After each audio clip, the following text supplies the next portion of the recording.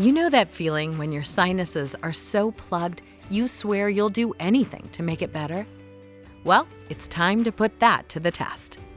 Because while the idea of using a tiny teapot to pour water up your nose may sound weird, it might bring on the satisfying relief you're looking for. Here's how to use a Neti Pot. Step 1.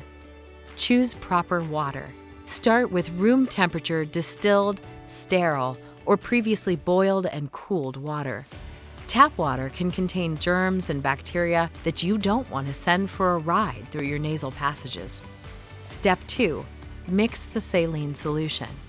Your Neti Pot may come with pre-made saline packets. You can use those.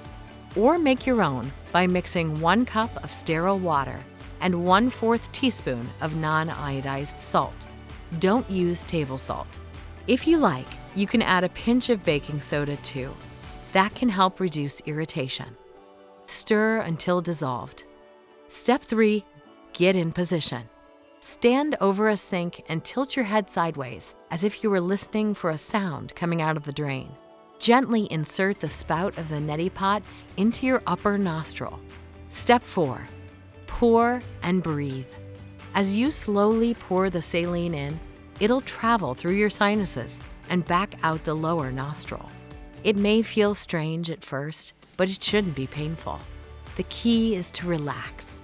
Breathe slowly through your mouth. Keep your mouth open if it helps. Don't try to sniff or gulp. Just let gravity do the work. Step 5. Blow your nose. When you've used about half the solution, stand up and blow your nose gently. That helps to clear out any mucus and extra saline solution. Step 6. Repeat on the other side. Then repeat on the other nostril by tipping your head the other way. Blow your nose again after rinsing out the second side. Step 7. Clean your Neti Pot. Wash your Neti Pot thoroughly after each use. Use hot, soapy, sterile water and let it air dry. That helps prevent bacteria from growing in your Neti Pot. Neti Pots can help relieve congestion from things like colds and allergies, but it's not a cure.